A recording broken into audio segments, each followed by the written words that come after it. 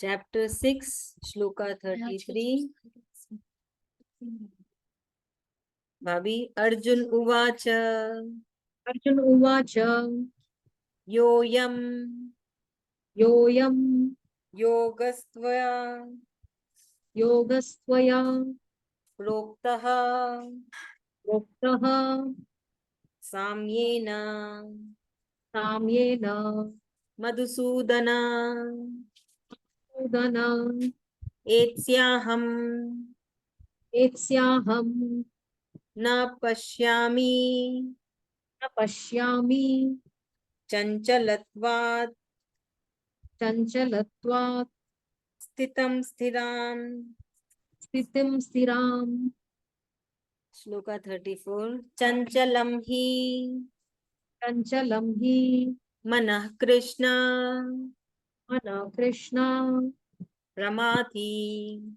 Pramathi Balavadridam. Balavadridam Tasyaham. Tasyaham Nigraham manye.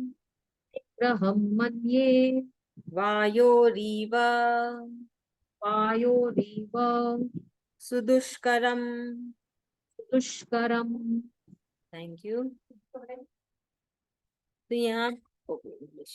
Okay. So here Arjun. So Arjun is listening to Krishna Bhagwan ji with full patience, with full dedication. Suddenly something pop up in Arjun's mind and he speaks. He starts with the word yo-yam, which means this system of yoga. So referring to the process described from chapter 6, Shloka 10, Shree Krishna ji has just finished explaining that for perfection in yoga, one must subdue the senses, give up all the desires, focus the mind upon God alone, think of Him with an unwavering mind, see everyone with equal vision. So this is what Krishna Bhagwan ji has said in this chapter. So Arjun was listening and suddenly, suddenly he got in doubt. And because Sri Krishna ji is Arjun's friend, Arjun very frankly expresses what he is feeling. No, Arjun expresses his reservation about what he has heard by saying that it is impractical. Arjun is saying that what you are telling, Supreme Lord, it's totally impractical. None of the above can be accomplished without controlling the mind. If the mind is restless, then all these aspects of yoga become unattainable as well. So basically, Arjun is telling that, okay, what you are saying is totally fine, but it is impractical. For a human, it is unachievable.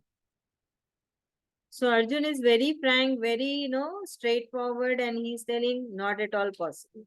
Because what Krishna Bhagwan ji is telling, sit in meditation for hours. It's really impossible, right? We cannot sit for hours. Sitting in one posture with closed eyes and focusing on Krishna Bhagwan ji. So one for that level is very upper level. So Arjun is telling, oh God, it is not at all possible for me to sit in meditation for hours and focus on you and to attain you. And he says, give up all the desires. So he's saying, how will I give up all the desires? It is not practical. Krishna Bhagwan ji says, subdue your senses. He's saying, telling, controlling the senses is also not possible. Why? Because the mind is not stable. He's telling my mind is not at all stable. How do I do all these things? For doing all these things, my mind has to be really stable. Because mind only sends a signal to all the parts of our body. Mind only rules our body, what has to be done and what not. It is the mind who tells no, yes. So he's telling my mind is very restless. It is totally wavering here and there. How do I do all these things? These are the rules. These are the rules and restrictions, law we can say. So he's saying you are talking very impractical. It is not at all possible for a human. Krishna Bhagwan ji wants us to do all these things. So Arjun is talking on our behalf. Arjun is a representative of ours. So for normal human being, following all these rules, one has to have a very stable mind, very focused mind, and all the horses. There are thousands of horses in our mind that has to be controlled and put it in one direction, that to focus on Krishna Bhagwan. So Arjun is very, we should say, very sharp, very attentive. That is why quickly he got the doubt and he said it's totally impractical. है ना? That is called presence of mind. So this is what Arjun, and that is why he is the supreme devotee. He is the best friend of Krishna Bhagwan ji, and it is a pair of Krishna and Arjun.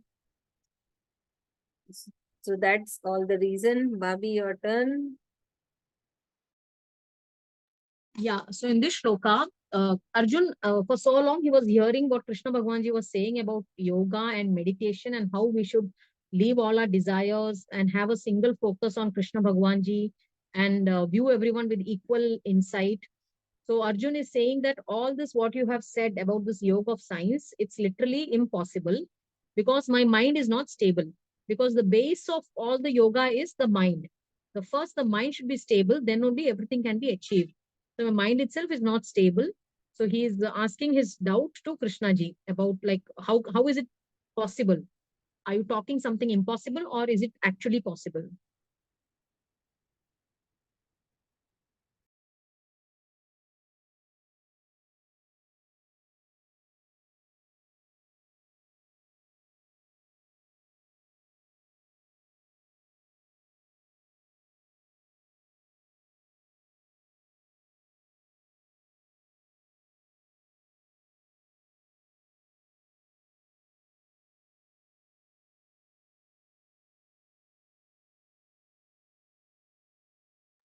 Thinking you are mute.